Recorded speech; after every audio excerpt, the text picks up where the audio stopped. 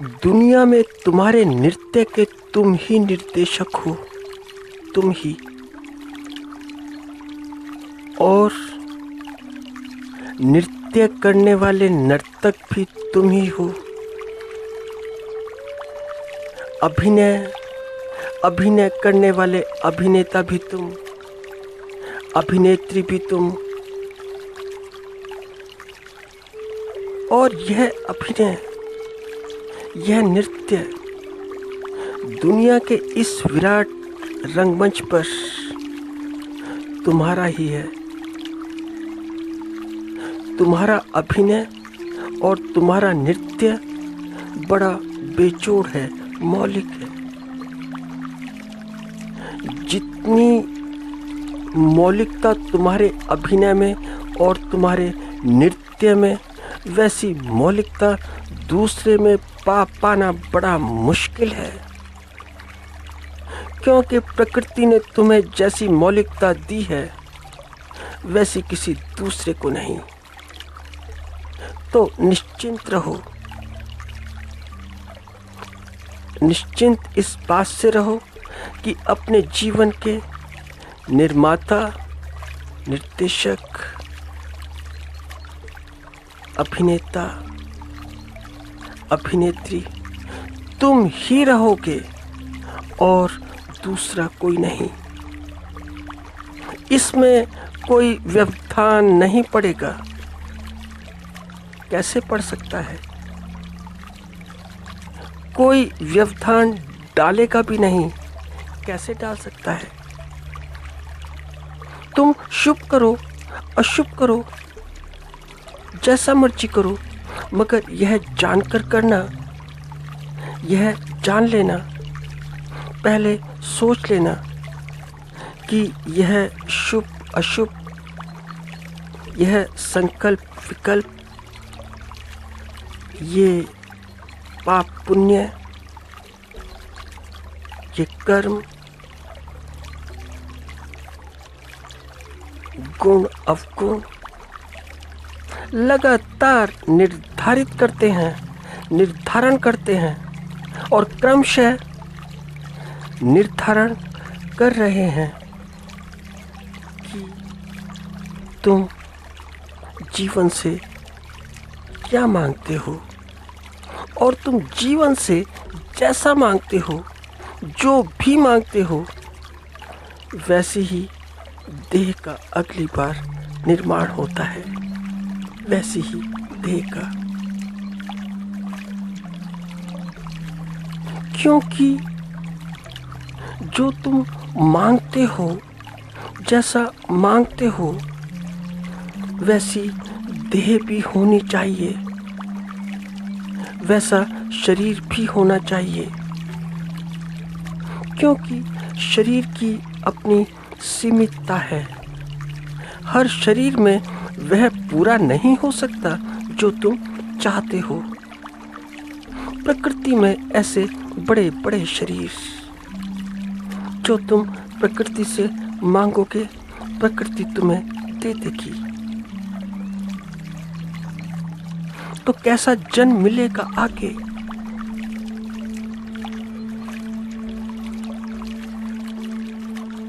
वह तुम्हारे ऊपर निर्भर। क्योंकि आज जैसे हो, जिस हाल में हो, वह एक जो कल था उसके संग्रहण का परिणाम है और कुछ भी नहीं। यह एक कल का संग्रहण है, क्योंकि सब कुछ सूक्ष्म में संग्रहित होता जाता है। सारा सूक्ष्म में संग्रहित हो रहा है, छूटता कुछ भी नहीं। तो तुम्हें पता हो या ना हो, इस बात से कोई ज़्यादा फर्क नहीं पड़ता। तुमने आज तक कुछ भी ऐसा देखा नहीं, ऐसा सुना नहीं, ऐसा बोला नहीं कि जो संग्रहित ना हुआ हो, जो तुम्हारे अवचेतन में, अचेतन में संग्रहित ना हो गया हो। वह एक अलग की बात कि हम भूल जाते हैं, और जो हम भूल जाते हैं, भूल जाना प्रकृति की बड़ी खूबसूरत व्यवस्था है, बड़ी खूबसूरत। प्रकृति की व्यवस्थाएं बड़ी अद्भुत हैं, बड़ी बड़ी अद्भुत। क्योंकि यदि हम ना भूलें तो विक्षिप्त हो जाएं, विक्षिप्त। अगर चेतन मन में ही सारा का सारा इकट्ठा हो जाए कॉन्शियस माइंड में, तो आदमी पागल हो जाए, बिल्कुल पागल। तो जो हमें याद है इस जन्म का, इसी जन्म का, हम उसी से विक्षिप्त हैं, बड़े बड़े विक्षिप्त। तो तुम इधर उधर की तो बात छोड़ दो, इस जन्म के बारे में भी हम ठीक से नहीं जानते, मगर प्रकृति की व्यवस्था कि चेतन मन में नहीं, सब कॉन्शियस माइंड में, अनकॉन्शियस माइंड में। तो हुआ क्या, एक बार एक बातचीत हो रही थी, गोष्ठी सी थी, मगर आयोजित नहीं, ऐसी ही बात जैसे कि तुम रोज रोज सुनते हो। तो कुछ लोग बैठे हुए थे, बात चल रही थी कि पिछला जन्म। तो किसी ने कहा कि पिछले जन्म का पता लग जाए तो फिर बात क्या, बड़ा अच्छा हो।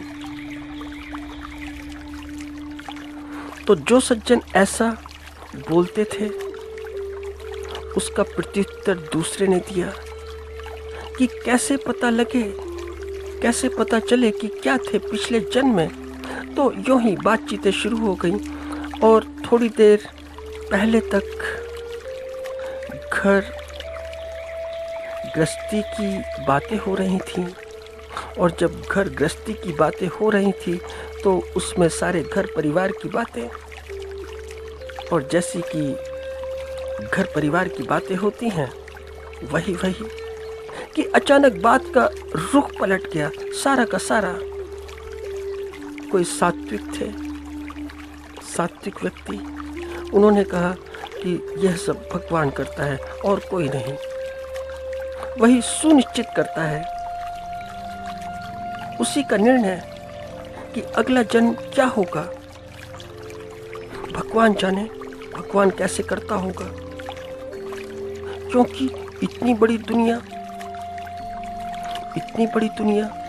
और दुनिया में इतने इतने देश, और हर देश में कितने कितने प्रांत, और प्रांत में कितने कितने महानगर, नगर, गांव, कस्बे। क्या व्यवस्था होगी भगवान की, क्या सिस्टम होगा उसका, कैसा होगा। कुछ उस सिस्टम के बारे में भी तो सोचो कि वह कैसे करता होगा। तो कहा गया कि आप भी कुछ अपने विचार व्यक्त कीजिए। अब कैसे विचार व्यक्त किए जाएं? बोले कि बात अपनी रखिए, राय रखिए, क्योंकि रहस्यवाद का विषय है। अब ये वही लोग थे जो थोड़ी देर पहले ही इस जन्म के जीवन की परेशानियों से बड़े बड़े दुखी थे। अभी सामने सामने विलाप कर रहे थे कि इस जीवन की कितनी परेशानी, इस जन्म की कितनी परेशानी। और अब यही लोग पिछला जन्म याद करने में इतने उत्सुक हैं। तो जरा सोचने की बात है कि इस जन्म का ही पूरा याद नहीं, और इस जन्म का पूरा याद हो तो इंसान अवसाद में आ जाए, पागल हो जाए। तो प्रकृति अद्भुत कार्य करती है कि डाल देती है, और ऐसे डालती है, ऐसे फेंकती है कि हमें भी पता नहीं लगता कि हमारे अवचेतन मन में क्या, सबकॉन्शियस माइंड में क्या, माइंड के स्टोर रूम में क्या, कितना कूड़ा कबाड़ा। और फिर तुम ऐसा करते हो कि उसमें जोड़ दो पिछला जन्म भी। तो जरा सोचो क्या हाल हो जाएगा। कॉन्शियस माइंड भी तुम्हारा, सबकॉन्शियस माइंड भी तुम्हारा, अनकॉन्शियस माइंड भी तुम्हारा, तीनों का जोड़ हो तो तुम ही।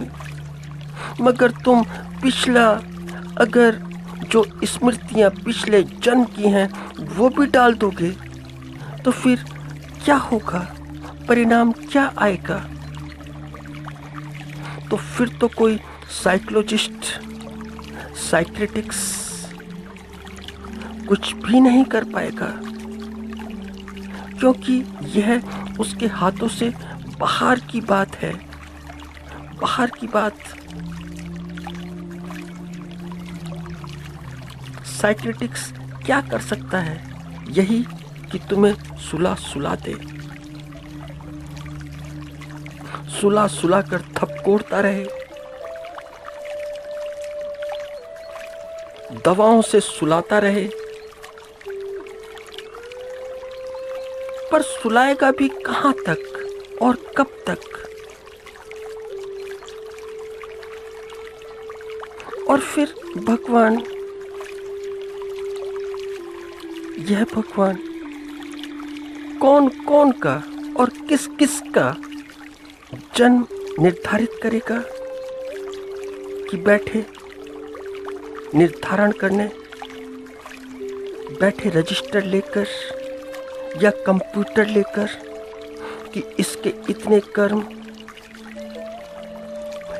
इसके इतने विचार, इसके इतने विचार भाव ऐसे कि पाप कितने और पुण्य कितने। तो फिर दोनों को तोलो, एक तरफ पाप रखो और दूसरी ओर तुम पुण्य रखो। तो तराजू बड़ा भारी होना चाहिए, क्योंकि तुम्हारे पाप भी भारी और पुण्य भी भारी। तो सामान्य बैलेंस से काम नहीं चलेगा, सामान्य तुला से काम नहीं चलेगा।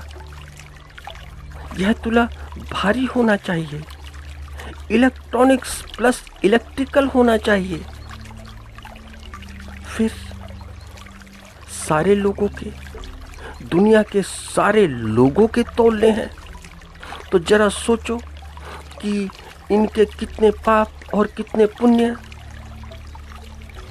तो बैलेंस को ऐसा होना चाहिए, विद्युत सा, बिजली सा, बिजली किसी गति हो, बिजली से चलने वाला हो। और जानते हो बहुत बार तो लाइट भी चली जाती है, और लाइट चली जाए तो मुसीबत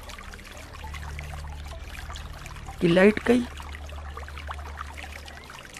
क्या मूर्खतापूर्ण बातें हैं, कैसी अनर्गल बातें हैं, कितनी मूर्खतापूर्ण बातें हैं।